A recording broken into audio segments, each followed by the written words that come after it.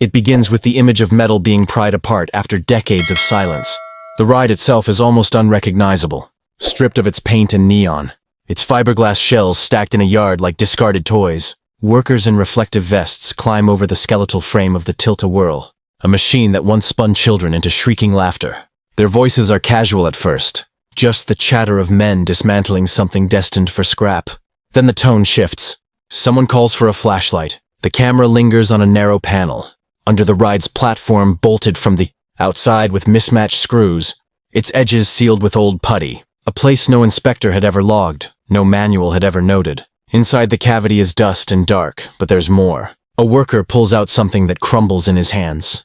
At first it looks like paper, then cloth, threads of fabric, impossibly small yet unmistakably patterned, with faded cartoons from the late 1980s. Another finds what looks like a shoe eyelet, rusted but still intact. The atmosphere shifts from curiosity to dread. The footage cuts abruptly, sound dipping out as if the camera itself is holding its breath. The narrator's voice enters, calm and low, laying out the contradiction with surgical precision.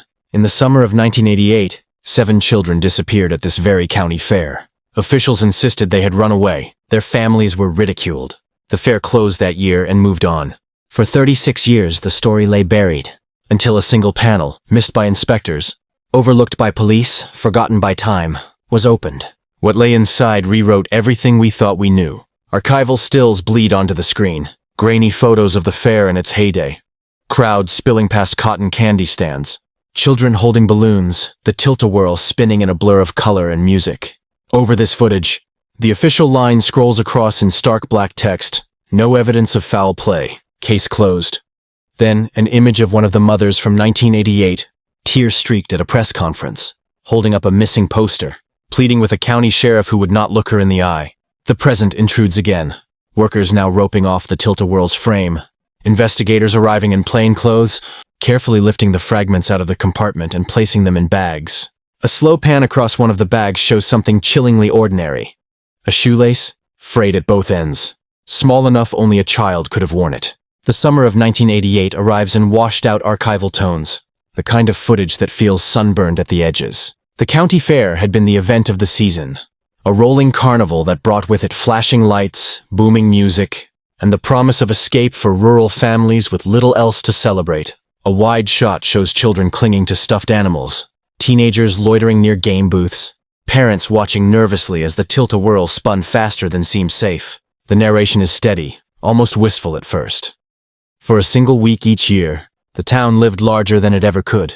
But in 1988, the fair would give them something else entirely, questions that would never stop echoing. The facts unfold in deliberate order. 7 children between the ages of 7 and 13 vanished. Within the span of 6 hours, their names crawl across the screen in stark white lettering, paired with yearbook-style portraits and school photographs. Missing teeth, crooked bangs, grins too wide for their faces. They had come from different parts of the county, most not knowing each other. Their disappearances too spread out to be coincidence, too clustered in time to ignore. Yet when the carnival packed up and left, the police narrative was swift and dismissive. Runaways, the headlines read. Family issues suspected. Within days, law enforcement began pointing fingers not at the carnival workers, not at the fairground security lapses, but at the parents themselves. They accused some of neglect, others of broken homes, still others of failing to supervise properly. Chilling photograph from the time shows a mother clutching a poster of her daughter, surrounded not by supportive officers but by reporters scribbling notes while a sheriff at her side looks away. The narrator's tone hardens. In the official reports, there was no abduction, no coordinated crime, just coincidence and troubled children walking away. But the public never believed it. And the families, they knew better. Witness statements from that night resurface, buried in newspaper clippings and old radio recordings. A man recalled seeing a little boy tugged by the wrist toward the Tilt-A-Whirl by someone in a carnival vest. A teenage girl swore she'd watched one of the missing enter the ride queue but never saw them exit. A food vendor mentioned being paid to keep his stall open late for special guests. None of it made it into the official report. By September of that year, the carnival had dissolved into memory, moving on to another county, another town. The rides were packed away, the midway dismantled. Parents were left with nothing but flyers, stapled to telephone poles and the stares of neighbors who believed the sheriff's conclusions. Time slowed, grief calcified, and for many the fairgrounds became haunted before the word was ever used. Now, 36 years later, those memories re-emerge in sharper relief. The camera lingers on a rusting Tilt-A-Whirl carriage stored in a barn, its paint peeling to reveal bare metal. The juxtaposition is painful.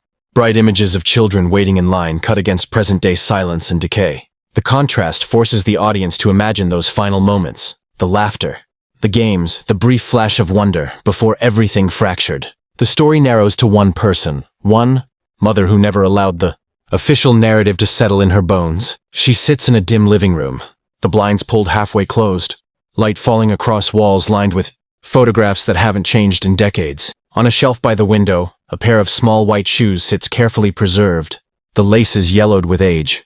They belong to her daughter, 8 years old in the summer of 1988, last seen clutching cotton candy and laughing with friends near the carousel. Where others in town grew weary of waiting, this mother built her life around the refusal to let the world forget. The camera lingers on her hands as she picks up the shoes, turning them gently as if they could still contain the warmth of her daughter's feet. Her voice is steady but underlined with exhaustion. She recalls the night the fair shut down, and how she stood at the gates, screaming her child's name while deputies urged her to go home and wait. Waiting became a sentence. She never escaped. For years she placed missing posters on telephone poles that were torn down as soon as she taped them. She begged local journalists for coverage until they stopped answering her calls. Each dismissal only deepened her resolve. Old newspapers lie scattered on her kitchen table. Headlines from that era reduce her daughter's disappearance to a paragraph, buried beneath stories of livestock contests and pie competitions. One clipping carries a cruel quote from an official, suggesting the child likely fled a difficult household.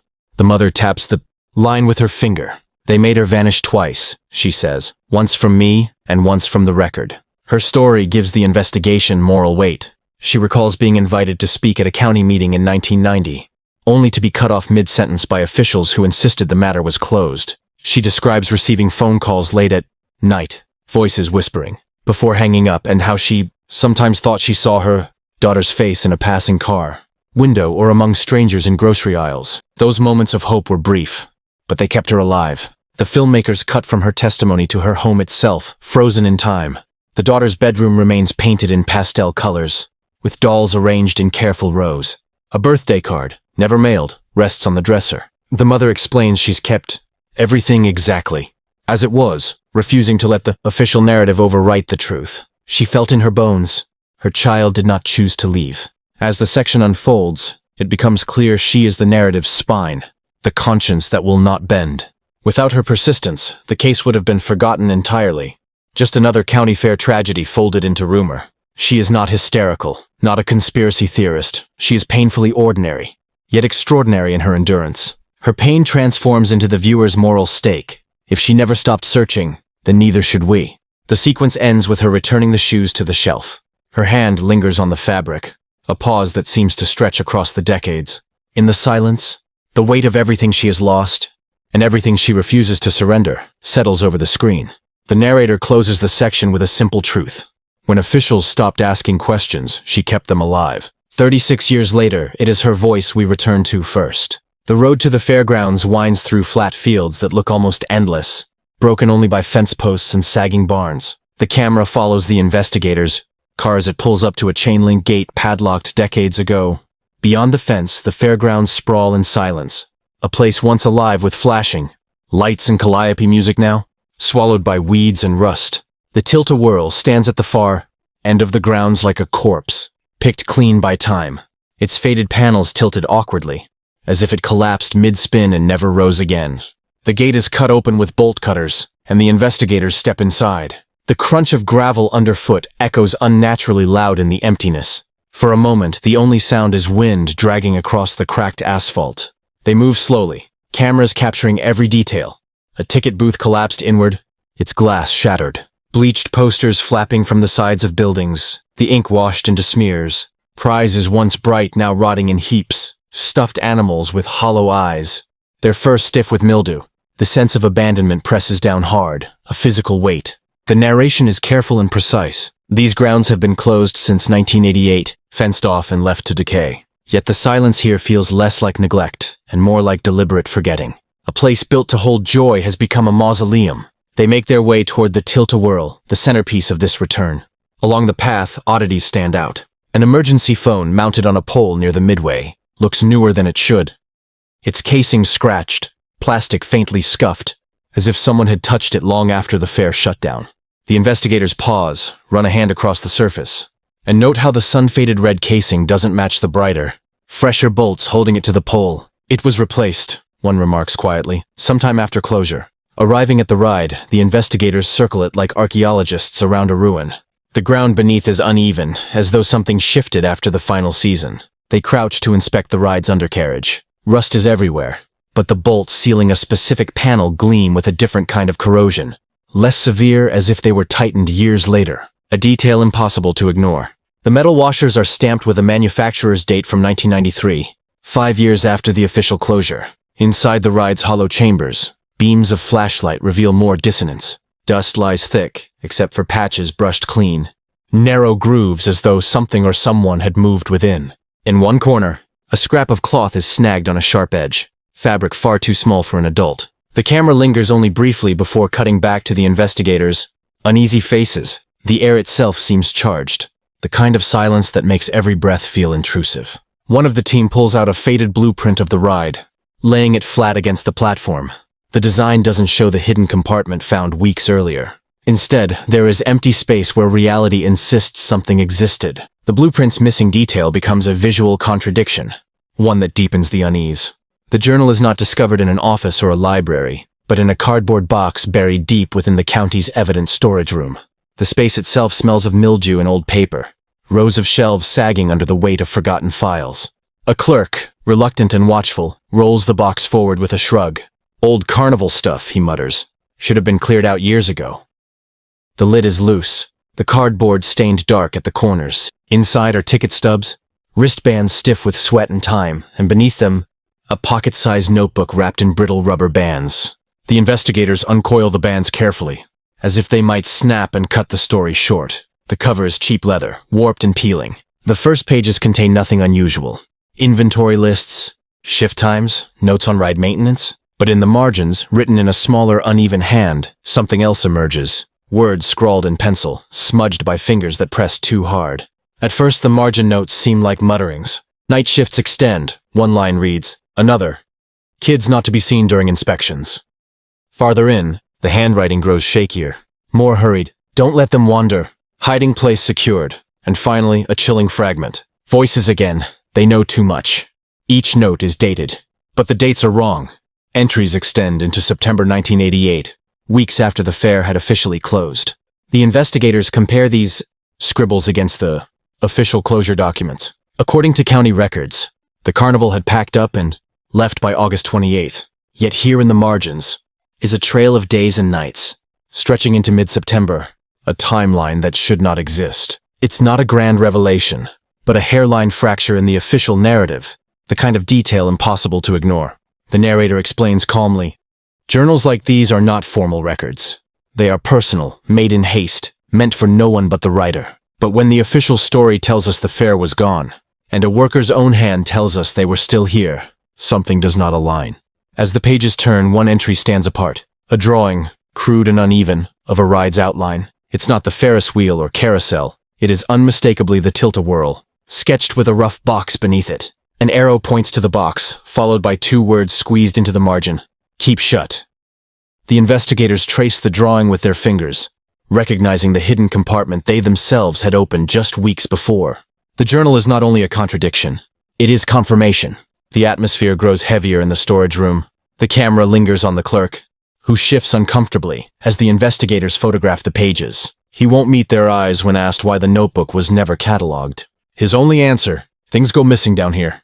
All the time. The implication is clear. This artifact was never meant to resurface. The story pulls back from the intimate discovery of the journal and turns toward the wider landscape of 1988, the way officials framed the narrative for the town, and how the town itself whispered a very different story in the shadows. Archival footage shows the county sheriff at a press conference, uniform pressed crisp, face expressionless as microphones cluster around him. His statement is delivered without hesitation. We have no evidence of abduction. These appear to be voluntary runaways. He pauses only to glance down at his notes. Reporters scribbled dutifully. Behind him, parents stand silent, eyes wide with disbelief, their mouths tight as if speaking would draw punishment. That footage fades into black and white headlines that echoed the same conclusion. 7 missing, no foul play suspected. The narration, calm but edged with disbelief, explains. The official story was delivered in a single phrase. No foul play. No investigation worth the name. For law enforcement, the case was not a mystery but a nuisance. And for families left behind, it was a second wound, one carved by indifference. But away from the podium, in diners and on porches, the townsfolk spoke differently. A retired concession worker remembered carnival staff locking trailers at odd hours, padlocks shining under floodlights. A teenage boy swore he'd seen a girl, one of the missing, being led behind the Tilt-A-Whirl by a man in a vest, only to be told by deputies later that he had imagined it. Parents traded hushed stories at church gatherings, each terrified of being branded hysterical if they spoke too loudly. The tension between official silence and community suspicion only grew sharper. Records show families filing repeated requests for updates, each answered with the same line, no new evidence. Yet among themselves, people spoke of strange lights at the fairgrounds late into September, weeks after the carnival supposedly packed up. One farmer swore he saw trucks moving in and out after midnight, though by the time he reported it, deputies dismissed his account as confusion. The narrative contrasts these voices. On one side, clean reports, uniform language, an insistence that the children had simply fled unhappy homes. On the other, scattered memories, rumors, and fragments, all pointing to something concealed within the fair itself. It wasn't just that the authorities ignored these accounts, it was how quickly they redirected suspicion back onto the parents. Mothers were asked about discipline in the home, fathers about drinking, siblings about fights. The implication was consistent. If children vanished, it was because families had failed them, not because something darker had taken place under the glare of carnival lights. The camera cuts to present-day interviews, where older townspeople lower their voices as though the sheriff might still be listening. One woman recalls being told not to ask questions if she wanted to keep her job at the courthouse. Another remembers deputies visiting her brother after he claimed to see children led onto carnival trucks. They told him to shut his mouth, she whispers. And he did. The discovery comes not in the field but in a place almost as forgotten as the fairgrounds. The basement of the county courthouse. Boxes line the shelves, some labeled neatly, others collapsed into themselves with age. A custodian, more curious than loyal, points out a drawer that hasn't been touched in years. Inside are envelopes, rubber bands brittle with time, and at the very bottom, a thin packet bound in faded twine. When untied, the packet spills out Polaroid photographs. Their colors warped, but their subjects unmistakable. The investigators spread the photos across a table under fluorescent light. Most appear ordinary at first glance. Carnival workers in vests, rides in motion, blurred crowds. But slowly, the eye catches what should not be there. In several frames, children are visible, smiling stiffly, posed awkwardly beside men and women wearing staff uniforms. They are not the children anyone remembers from publicity brochures. They are the missing 7. The Polaroids bear handwritten names on the back, scrawled in pen. The names are unfamiliar to the official case files, aliases or nicknames that never appear in public records. One reads Tommy R., another Starling, another just 4. The handwriting varies, as though more than one person had labeled them. But the implication is chilling. These children were catalogued, tracked, and referred to in terms meant to strip them of their identities. The investigators lean closer. One of the photographs shows a boy in a striped shirt, his expression flat, no trace of joy. Behind him, the Tilt-A-Whirl looms, half in shadow. Another image shows a little girl holding what looks like a carnival prize, her eyes darting off camera as though focused on something or someone she wished would disappear. None of these Polaroids were ever submitted into evidence. None appeared in any police file. The narration cuts in. In the official narrative, there were no abductions, no evidence of foul play. Yet here, in instant film, are the faces of children who were supposed to have walked away. Photographs that contradict everything the public was told. Questions stack up quickly. Who took these pictures? Why were they stored in a courthouse drawer instead of an evidence locker? And most pressing of all, why did officials who dismissed the families please sit within yards of this hidden packet for decades? The silence around the table is heavy, broken only by the faint hum of the overhead lights. One photograph carries an extra detail. Behind 2 children standing side by side, faint in the background, is the blurred outline of a figure wearing a sheriff's badge. The insignia is indistinct, but enough to ignite suspicion. The investigators do not speculate aloud. but the camera lingers on the badge just long enough to plant unease in the viewer. When the Polaroids are gathered back into their packet, the investigators wear gloves, yet still handle them gently, as if the faces staring out might shatter from careless touch. For 36 years, families were told their children had run away. Now the children stare back across time, trapped in glossy frames, proof that someone not only saw them but chose to keep them unseen. The camera shifts from static artifacts to a living presence, a retired deputy who, for decades, carried silence like a second uniform. He agrees to meet not in his home, but in the back booth of a roadside diner, the kind of place where truckers linger over coffee and no one asks questions. His hands are thick, marked with age spots and veins, fingers trembling slightly as he lifts his mug. His badge is long gone, but his eyes still carry the weight of someone who once enforced order, even when order was a lie. He starts cautiously, reminding the filmmakers he doesn't want his name broadcast. "I gave 30 years to that office," he says, voice gravelly, "and I know how quick they close ranks." He doesn't look at the camera at first, only at the window where neon flickers against the night. Then, slowly, he begins to describe the summer of 1988. The fairgrounds thick with crowds, the chaos of managing traffic and noise. He remembers parents reporting children missing, their panic palpable, but higher-ups telling him and the others to hold steady, keep calm, don't stir hysteria. He leans forward, lowering his voice. "I went looking anyway. Walked the grounds, checked trailers, tried talking to the carnival folks. That's when I saw something." He pauses, eyes narrowing. "One of the kids, I swear it, being pulled by the arm toward the rides after closing time. I called it in. I was told—" He stops, shakes his head. "I was told to stand down, to leave it alone." The narration fills the silence. A deputy sworn to protect children claims he was ordered to ignore what he saw. The question becomes by whom and for what reason. The deputy finally meets the camera's gaze, his eyes wet, shame brimming beneath defiance. He admits he filed a report, but when he checked weeks later, the paperwork had vanished. His sergeant told him to forget it if he wanted to keep his pension. "You don't get it," he mutters. "It wasn't just incompetence. It was pressure. From above, from outside." When pressed on what outside meant, he only shakes his head. People with money. People who kept the fair moving from town to town. They didn't want a scandal sticking. He describes hearing rumors among his colleagues that payouts had been made to keep the fair clear of investigations, that certain county officials had investments tied to the carnival company. At the time, he dismissed it as gossip, but now, paired with the journal margins and Polaroids, he admits it feels less like rumor and more like the missing piece of a pattern. The waitress refills his coffee. He flinches when she sets the pot down, his nerves frayed after years of carrying secrets. He says he's tried to bury this for decades, but every anniversary of the disappearances drags it back. He can still see the girl's face, lit by floodlights, her expression somewhere between terror and numb acceptance. "That's the part that eats me," he whispers. She didn't scream. Like she already knew screaming wouldn't help.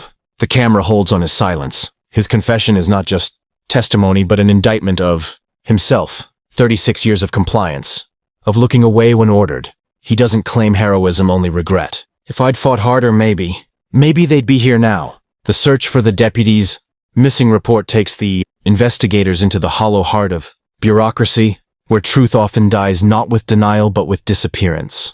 They request access to the sheriff's office archives, a dim back room filled with sagging file, cabinets and stacks of boxes that smell faintly of mildew and dust. The current clerks are polite but detached, clearly uncomfortable with the filmmaker's presence. One gestures vaguely toward a wall of labeled drawers, each tagged with years and case numbers, and leaves them to sift.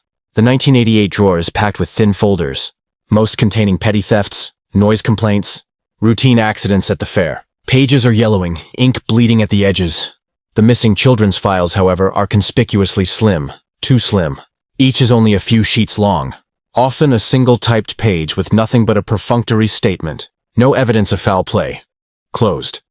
There are no interviews with witnesses, no photographs, no logs of officer activity. To anyone with investigative experience, the absence is louder than any presence. When they ask about supplemental reports, specifically those that should have been filed by deputies on the scene, the clerk checks a ledger. Her finger runs down a list, pauses, then frowns.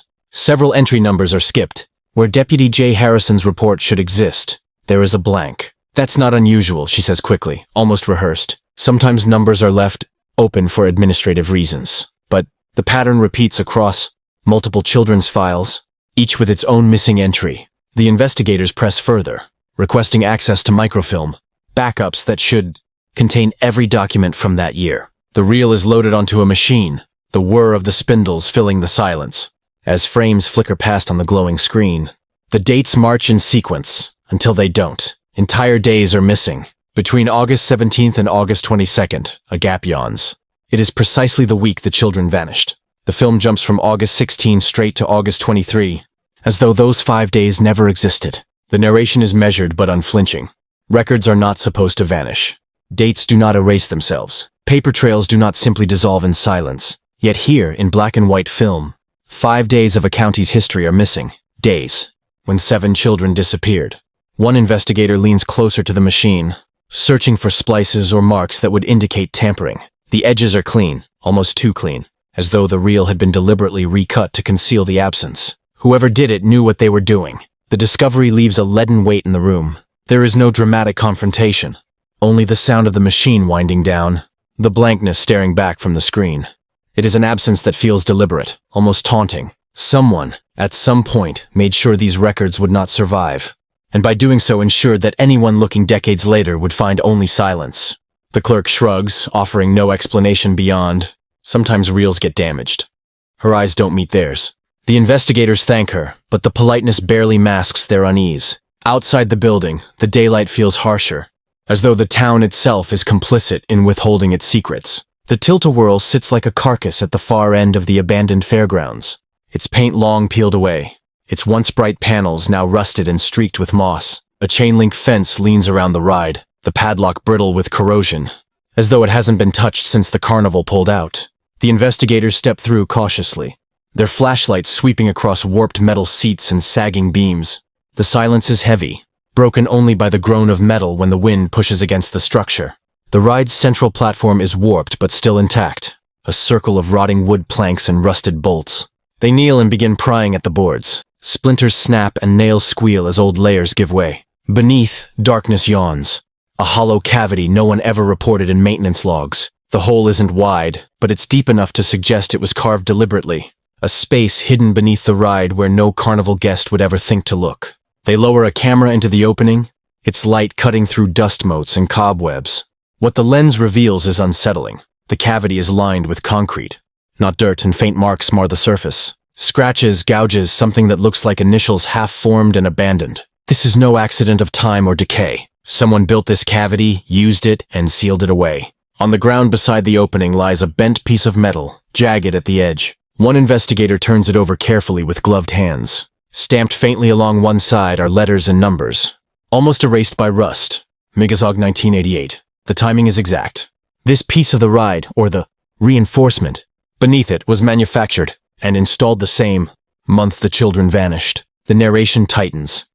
The Tilt-A-Whirl was meant to spin joy from chaos, but beneath its surface, a cavity was carved, built at the precise moment the children disappeared. A hidden chamber sealed beneath laughter and lights. The camera lowers further, and something catches in the beam. Not whole objects, nothing so clear, but remnants. A fragment of fabric clinging to concrete, a small button, dulled but intact, wedged into a crack. Dust, dirt, and time have done their work, but these remnants suggest human presence where none should have been. One investigator recoils slightly, their breath sharp in the mic. The air down in the cavity carries a faint, sour odor, the kind of smell that doesn't belong in wood or metal. It lingers just long enough to raise gooseflesh before the wind shifts and disperses it. The section becomes a set piece of tension, lights bobbing, the sound of boots shifting on weakened boards, the distant echo of the wind, making the rusted cars of the Tilt-A-Whirl creak like voices. The investigators exchange a glance.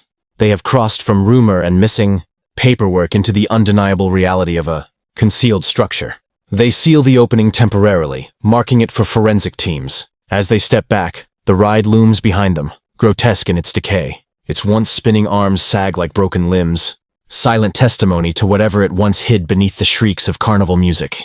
The discovery of the hidden cavity beneath the Tilt-A-Whirl sends the investigators searching for corroboration, something on paper, something to prove that the chamber wasn't just an accident of construction, but a deliberate addition. Their next stop is a warehouse on the edge of town, where decades of county fair maintenance records were stored after the carnival folded. The building smells of mildew and engine oil, the floor cluttered with forgotten parts. Metal rods, cracked signage, and stacks of ledgers whose bindings are stiff with grime. The ledgers are enormous, heavy books filled with cramped handwriting, each entry cataloging expenses, repairs, and equipment transfers. Most pages are mundane. Replacement bulbs for midway lights, receipts for engine grease, payments to vendors who sold funnel cakes and corn dogs. But in the August 1988 volume, something stands out. A series of entries are listed under structural reinforcement with vague notations, like Ride 14 Special, Work Order, and Overtime, Restricted. Crew. No ride names are given, only numbers. Cross-referencing an old map of the fairgrounds, the investigators discover that Ride 14 was the Tilt-A-Whirl. What makes the entry stranger is the cost. The figure is astronomically high for a repair, far beyond what a small county carnival would normally spend. Someone invested significant money into whatever special work was done to the ride that month. The handwriting for those entries is also different. Slanted, hurried, unlike the neat script used elsewhere in the ledger. It suggests a deliberate attempt to insert something quietly, without the same level of oversight. Flipping forward, the investigators find a page torn roughly from the book. The ragged edges suggest it wasn't a clerical error but an intentional removal. The missing page sits between entries for mid-August, exactly the week when the children vanished. Whoever tore it out wanted to erase whatever was written there. But in their haste, they left behind a faint indentation pressed into the next sheet. Using angled light, the team photographs the impressions, bringing out fragments of words. Temporary access, close after event, and something that looks like a set of initials. JH. The narration settles on the detail, an erased page, a note about access, and initials that match the name of a deputy who once claimed his report had vanished. The paper trail, shredded but not entirely gone, whispers of orders given and followed in the shadows. As they continue combing the ledgers, they find another anomaly. Payments made to a contracting company that doesn't appear in any other year's records. The name, Mid-State Construction, is attached to just 3 invoices, all dated August 1988, all for unspecified labor. When the investigators run the name, they find the company dissolved 2 years later, its owner vanishing from state records. The ledger closes with a sound that echoes through the warehouse, the weight of secrets collapsing into silence. The room is suddenly oppressive, filled with the hum of fluorescent lights and the faint drip of water through a cracked ceiling. The investigators leave with photographs of the incriminating pages, knowing they hold the first concrete link between the Tilt-A-Whirl's chamber and official documentation. The pushback begins quietly, almost predictably, like a storm rolling in long before the rain. After the discovery of the ledger pages, the investigators reach out for official comment, submitting copies of the photographed entries to the county sheriff's office. Within days, the response comes back, not in the form of answers, but in a curt statement that feels rehearsed. Those documents are not authentic records. Any suggestion of misconduct by this office is categorically false. The tone is dismissive, almost contemptuous, as if decades of unanswered grief could be waved away with a paragraph. But behind the statement, pressure mounts. A call comes to the lead investigator's hotel room late at night. The voice on the other end is measured, polite even, but carries the cold edge of warning. It's in everyone's best interest if you let the past stay buried. Nothing good comes from dragging this up. When pressed for identity, the caller hangs up, the line clicking into silence. The unease lingers, not just as fear but as confirmation. They have touched something someone still wants hidden. The next morning, the courthouse clerk who had helped them access the archives refuses to speak further. She avoids eye contact, her answers clipped, insisting she never said anything unusual about the missing microfilm. Her demeanor suggests she has been spoken to, reminded of her position, perhaps of her vulnerability. Another town contact, who had offered to provide a copy of an old fairground contract, suddenly stops returning calls altogether. The wall of silence grows brick by brick, hastily assembled by hands afraid of exposure. The narration underscores the shift. At first, the resistance was neglect. Now it was denial. And soon, it would become pressure. The official story had always been that the children simply walked away. But to maintain that illusion required something stronger than silence. It required intimidation. Even locals who had once been cautiously open start closing their doors. A former carnival worker, who had agreed to meet at a diner, cancels an hour before, muttering over the phone that he doesn't want to end up in trouble. Again, his voice cracks when he says the word again, leaving an ominous gap the filmmakers cannot yet fill. The counter-narrative emerges in the local paper, a piece penned by a reporter, known for his close ties to county leadership. The headline reads, "Outside filmmakers exploit local tragedy." The article accuses the team of stirring old wounds, inventing conspiracies, and sensationalizing grief for profit. It dismisses the Polaroids as misinterpreted and the ledgers as fabricated.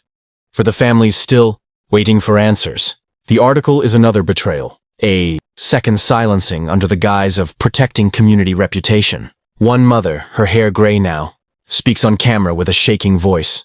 "They did it to us back then, made us feel crazy for asking questions, and now they're doing it again, as if our children's faces don't even matter." The section builds to a tense moment when the investigators return to the fairgrounds to film follow-up shots. A patrol car arrives, headlights glaring, though the property is long abandoned and legally accessible. The deputy inside doesn't step out, doesn't say anything. He just watches them for 20 minutes before driving away slowly, leaving tire tracks in the dirt as a reminder. The story narrows again, leaving behind the courthouse walls and patrol cars, stepping into the quiet of a private home where grief has turned into reluctant archiving. A mother, now in her 70s, leads the investigators into her living room. The curtains are drawn against the sun, the air carrying the faint scent of lavender and old paper. She moves carefully, almost reverently, to a cedar chest tucked in the corner. With a slow turn of a key, she opens it, revealing a collection she has guarded for 36 years. Inside are the remnants of a life interrupted, school drawings, a stuffed animal missing one button eye, faded birthday cards. But deeper in the chest, wrapped in tissue paper, is something more deliberate. A bundle of letters. She explains that these were returned to her months after the disappearance, found in her daughter's school desk by a teacher who didn't know what else to do with them.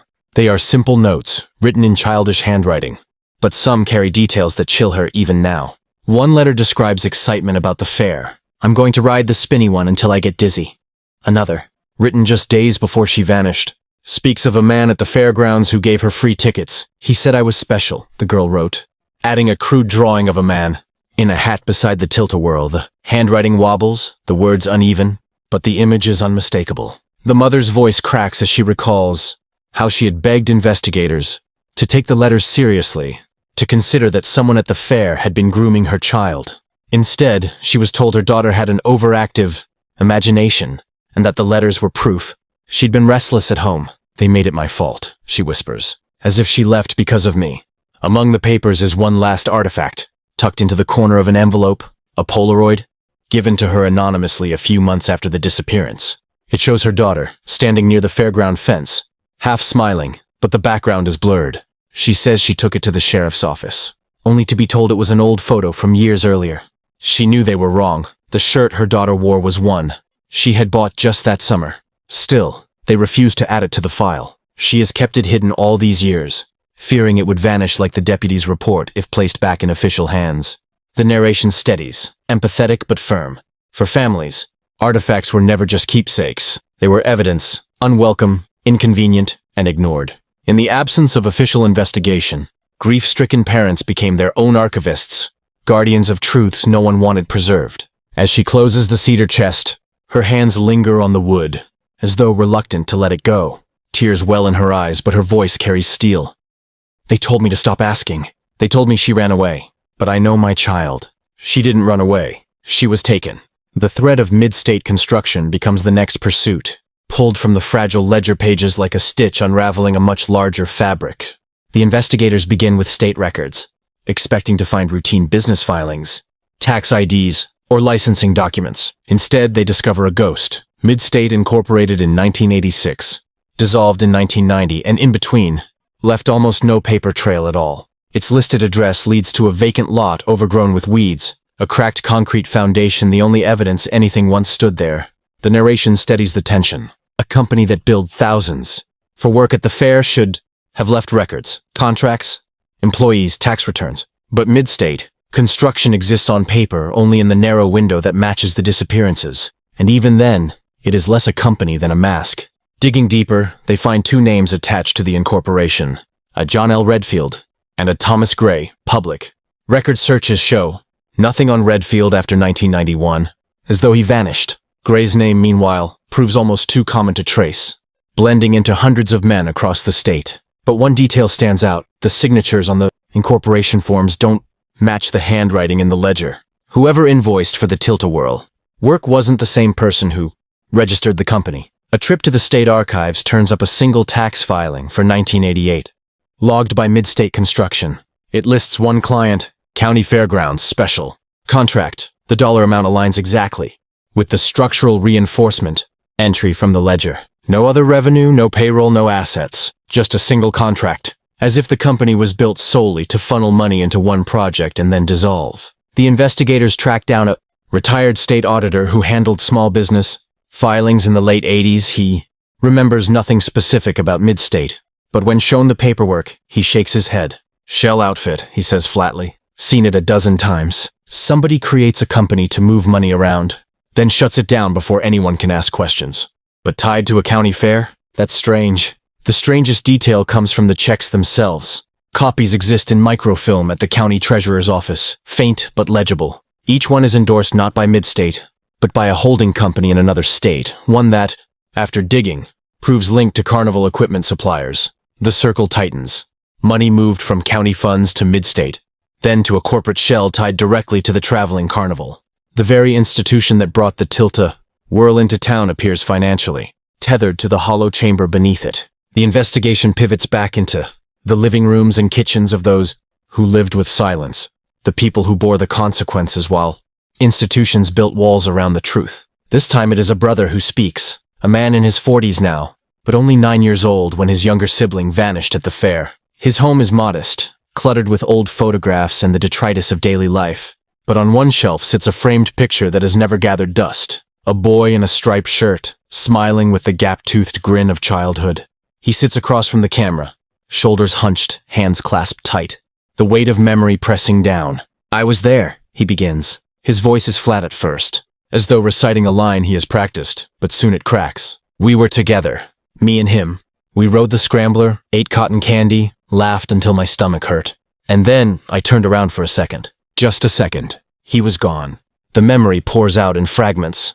He recalls calling his brother's name, darting between booths, searching under the tilt of lights and noise. He remembers a man brushing past him, rough hands, a vest with a logo he didn't recognize. At 9, he couldn't name what he saw, but he insists now that he wasn't just panicked, that someone led his brother away. He went to a deputy that night, breathless, but was told he was mistaken, that his brother had probably gone home early.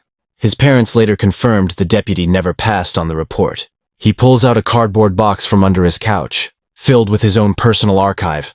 Inside are flyers, his family made by hand, grainy photocopies of his brother's school portrait with the words, missing stamped in bold letters. Some are still stapled in corners, edges yellowed from years of being tacked to bulletin boards, telephone poles, grocery store windows. He flips through them, his hand shaking. I kept these because I thought, if they won't look for him, then I'll remind them.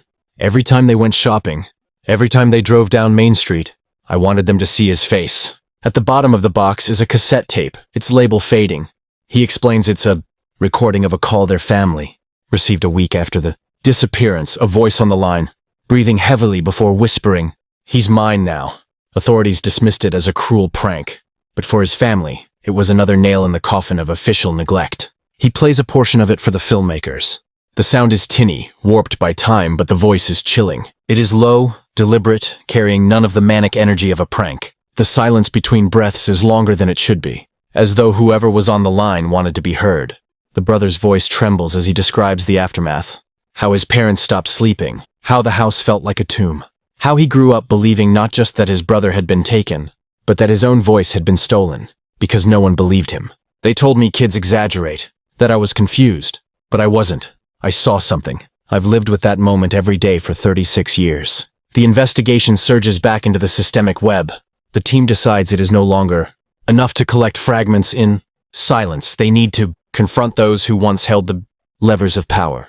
Armed with copies of the ledger entries, the dissolved shell company's filings, and the microfilm gaps, they request an on-camera interview with the former county commissioner, who oversaw funding for the 1988 fair. He agrees reluctantly, and the meeting takes place in his spacious home on the outskirts of town.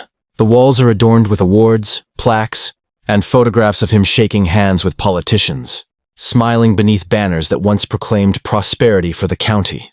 He is older now, his gait slowed, but his voice still carries the practiced authority of someone used to shaping narratives. At first, his answers are bland, polished, The fair was a highlight of our community, he says, folding his hands neatly. A time when families came together, when our county showed its best face. When pressed about the missing children, he sighs, shaking his head as though weary of tragedy. It was awful, of course, but the sheriff handled it. We trusted our officials. And frankly, some of those families, they weren't exactly stable. Kids run away, that's the sad truth. The investigators slide the ledger photocopies across the table. His eyes flicker briefly, a crack in the composure before he pushes them back. I don't know what that is. Looks like forgeries to me. His voice is sharp now, defensive. When shown the tax filing from Mid-State Construction, he grows visibly irritated. I can't speak to every contract from 30 years ago. That's ridiculous. The narration cuts in over his refusal. Confronted with records tied directly to his office, the commissioner denies knowledge, but his agitation betrays something deeper than forgetfulness. The team presses harder, pointing out that county checks made out to Mid-State were endorsed by a holding company linked to the carnival's operators. His face hardens. I don't see the relevance, he snaps. This is conspiracy talk. You're trying to dig dirt where there isn't any. He leans forward, voice dropping. Be careful with what you're doing. You think you're uncovering something? But all you're doing is dragging this county's name through the mud. The tension spikes when the investigators mention the missing microfilm days. He stares at them, silent for a long beat, before standing abruptly. Interview's over. The sound of his chair, scraping the hardwood floor, fills the room. Harsh and final. As the camera crew packs, one catches a shot of the commissioner's hands trembling, slightly as he grips the back of his chair. His voice, raised from across the room, carries a note of both anger and fear. You don't know what you're playing with. Leave it alone before somebody gets hurt. Outside, the investigators regroup in the driveway. The air feels heavier, as though the house itself expelled them. The narrator's voice underscores the unease. When asked for truth, officials offered denial. When pressed with evidence, they offered threats. And in that, the cassette tape becomes the focus. Unearthed from the brothers' cardboard box and carried carefully into a sound analysis lab that looks more like a library than a high-tech facility. Rows of reel-to-reels, boxes of microcassettes, and machines designed to pull whispers out of static. The tape itself is fragile, the label nearly worn smooth by decades of handling.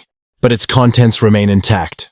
As the reel begins to spin, that warped, suffocating silence returns, followed by the deep, deliberate breathing and the faint whisper. He's mine now. The analysts work methodically, cleaning up the audio, slowing it, isolating frequencies. What once sounded like a blurred prank now takes on terrifying clarity. The breathing is not random. It's patterned, controlled, almost rehearsed. The voice, once distorted, reveals hints of an accent, a subtle Midwestern drawl. A cough slips through after the whisper, and the technician freezes the playback. That, he explains, isn't a child or a teenager. That's a grown man. Mid-30s to 40s, maybe older, and he's close to the microphone. Too close. This was deliberate. The room grows colder as they continue. Background noise, almost inaudible before, comes into focus. The faint rattle of machinery, a metallic hum. The technician compares it to ambient sound recordings. It aligns with mechanical rides, specifically ones that use hydraulic motors. This wasn't a prank call from someone's bedroom, he says quietly. This was recorded near the fairgrounds. The narrator overlays the revelation with clinical restraint, amplifying its weight.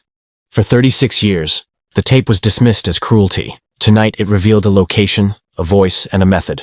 Not chance. Not coincidence. A message delivered from within the fair itself. The analysis deepens further.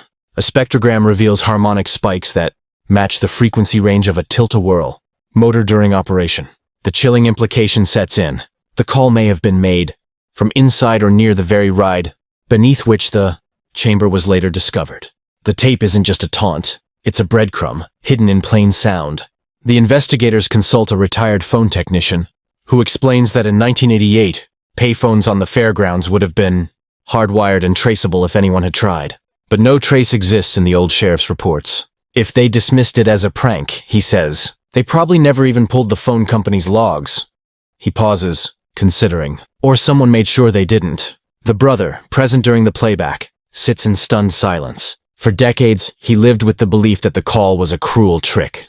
Now, confronted with the evidence that it was real, his eyes well with both grief and vindication. I told them, he whispers. I told them it wasn't a prank. The investigation returns to the fairgrounds under the cover of night. A set-piece moment charged with both anticipation and dread.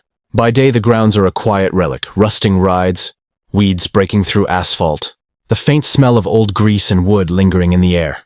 But at night, under the beam of flashlights, the place feels alive again. Shadows moving where machinery once roared, echoes of laughter turning into something spectral. The team focuses on the Tilt-A-Whirl, the epicenter of everything. Months earlier, it revealed the sealed chamber beneath its platform. Now, equipped with ground-penetrating radar and permission from a hesitant county official, they prepare to map the soil and structure in full. The radar unit hums as it rolls across the cracked concrete pad, its display flickering with shapes beneath the surface. At first, only the obvious cavity shows, the one already discovered. But as the scans expand outward, additional voids appear, faint outlines suggesting connected tunnels or sealed compartments, branching out like roots from a tree. The air thickens, a historian on site explains in a hushed voice that old carnival. Workers often created storage, pits under heavy rides for parts and tools, but never this extensive. This was dug intentionally, he says, his flashlight beam quivering over the ground. This was engineered. The team drills a small borehole into one of the anomalies. A mechanical snake camera snakes down through the soil, and the feed reveals corroded metal walls and scattered debris. The lens catches a flash of something pale. At first it looks like cloth, then the camera steadies, and it becomes clear. Children's shoes, several of them, scuffed and collapsed under decades of soil and rust. The crew goes silent, the discovery more suffocating than triumphant. One of the investigators wipes at her eyes, muttering that these were not storage chambers. They were holding spaces. The narrator's voice overlays, heavy with restraint. What was once dismissed as a prank, a coincidence, a runaway, now lay beneath the carnival's heart. Shoes too small for any worker, shoes that waited 36 years to be seen. As they retract the camera, another shape comes into view, an object leaning against the chamber wall. It looks like a clipboard, metal frame rusted, papers fused together by moisture. The crew records every frame. If retrievable, this artifact could be the ledger underground, the proof that tied the ride itself to the disappearances. But the night does not stay quiet. From across the fairgrounds, headlights flare. A truck pulls up near the entrance, its engine idling loud in the stillness. The crew freezes, lights flicked off, equipment hidden as best they can. Two figures step out, flashlights sweeping. One calls out, "You're trespassing here. Pack it up." His tone is not that of a security guard. It's commanding, edged with warning. The investigators identify themselves, explain the county granted permission. The men don't listen. This place isn't safe. "Leave now," one insists, stepping closer. Flashlight beam cutting through the dark and landing squarely on the borehole. His jaw tightens when he sees the disturbed soil. The tension rises to a knife's edge. No one moves for a long moment. Then, as quickly as they arrived, the men step back, exchange a look, and return to their truck. The engine revs, the vehicle disappearing into the night without another word. The crew stands in the silence left behind, hearts pounding. One investigator whispers, "They knew exactly where to look." Another answers, "And exactly when to show up." The discovery cannot be contained. Within days, photographs of the borehole, feed, and the recovered children's shoes circulate online. At first, they appear anonymously on a local message board, but almost instantly they are picked up by regional outlets. By the end of the week, the footage has been played on national television. What was once a whisper shared between grieving families and persistent investigators becomes a public reckoning, impossible to ignore. At a hastily convened press conference on the courthouse steps, reporters swarm the county sheriff's office. The current sheriff, younger and clearly uneasy with the weight of history pressing on his shoulders, reads from a prepared statement. The county is working closely with forensic teams to identify and process what was found beneath the fairgrounds. We urge the public to remain patient as we confirm facts. His words are measured, but his eyes betray him. Every question shouted from the crowd. Why was this hidden for decades? Who authorized the construction? What happened to the children? Goes unanswered. Behind him, family members stand with photographs of their lost loved ones. Their voices break through the din, no longer background, no longer ignored. One mother, frail now with age, grips the microphone. "They told us our children ran away. They told us we were imagining things. For 36 years we begged them to listen. Now the truth is under their feet. How many officials knew? How many lied to our faces?" Her words are raw, searing, impossible to dismiss. The footage of the confrontation plays on nightly news loops, fueling anger that spreads beyond the county. Activists, conspiracy theorists, and ordinary citizens alike descend on the fairgrounds, demanding access, answers, accountability. Protest signs line the chain-link fences, no more secrets. Justice for the 7 who built the chamber. Candles flicker at makeshift memorials. Children's shoes stacked in silent pyramids of grief and accusation. Under pressure, the county commission holds an emergency hearing. The room overflows with reporters, families, and residents. The same commissioner confronted weeks earlier is subpoenaed to testify, his polished veneer now cracking under questioning. When asked about mid-state construction, he stammers, calls it a minor contract, and then claims he cannot recall details. The gallery erupts in shouts, some demanding his resignation, others accusing him outright of complicity. The narrator overlays the chaos with quiet reflection. For decades, silence was the story. Now the silence has shattered, and with its collapse, reputations, institutions, and entire histories are crumbling with it. The hearing is adjourned in uproar, security escorting officials out under a barrage of angry voices. Families clutch one another, half relieved that the truth is finally surfacing, half terrified at what the exposure will reveal next. In the courthouse hallway, the brother interviewed earlier stands before cameras, holding his sibling's photo high. His voice, steady now with vindication, cuts through the noise. We were right. They lied, and they let it happen. That night, on the courthouse lawn, community members gather. Candles burn in rows, each flame a small act of resistance against decades of darkness. But even here, the atmosphere carries tension. Some whisper about the men who appeared at the fairgrounds, about threats made in shadows. The families may have won public acknowledgement, but they know they have stirred something that does not want to be seen. The story winds toward its conclusion with a hushed solemnity. Months have passed since the shoes, the chamber, and the cassette reshaped the county's memory. The fairgrounds stand fenced off, the Tilt-A-Whirl dismantled and hauled away, leaving only scarred ground and a silence that feels heavier than the carnival noise that once filled the air. In its place, the families have erected a memorial. 7 marble stones, each etched with a name, each ringed with children's toys and faded fare tickets left by strangers who never knew the lost but feel bound to them now. The camera lingers on the memorial during the dedication ceremony. The surviving parents, gray-haired and frail, stand in a line, holding hands with siblings and grandchildren. Candles are lit one by one, their flames flickering against the autumn wind. A pastor speaks briefly of remembrance and healing, but his words are almost unnecessary. The silence that follows carries more weight than any sermon. When the mother who once shouted on the courthouse steps is handed a microphone, she does not raise her voice this time. Instead, she whispers, "They told us lies, but our children never disappeared. They are here, and we will never let them be forgotten again." Investigators who began this journey stand in the crowd, quietly observing, their role now reduced. The public hearings, the media frenzy, the revelations, those belong to institutions now. What remains is personal. They watch as the brother, the one who carried the cassette tape for decades, kneels by his sibling's stone. He places the photograph he has held for 36 years against the marble, then sets down the tape recorder itself. "You don't have to be alone anymore," he murmurs. The words captured not by microphones, but by the trembling of his lips. The narration shifts into a softer cadence.